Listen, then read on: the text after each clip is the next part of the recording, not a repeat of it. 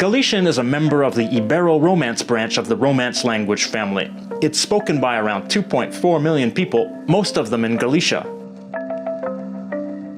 Galicia is an autonomous region in northwestern Spain that borders Portugal to the south. Galician is co-official with Spanish in Galicia, and by Spanish I mean Castilian.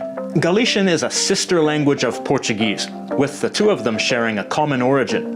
Beginning in around the 9th century, there was a Romance language now referred to as Galician-Portuguese, though at the time it was simply considered a form of vulgar Latin. This language began diverging into distinct Galician and Portuguese languages during the 13th century.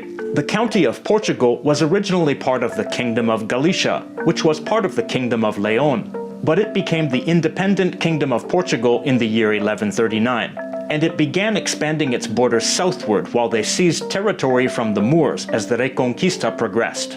Naturally, they brought their language with them towards the south.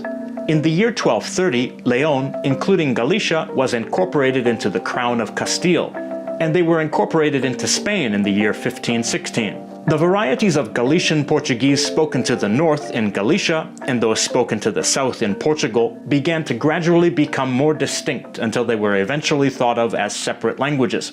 Because Galician and Portuguese are still so similar today and have a high level of mutual intelligibility, you may hear some people say that Galician is a dialect of Portuguese. But that's not accurate because it makes it sound like Galician developed from Portuguese, when in reality they both developed from the same medieval language referred to as Galician-Portuguese.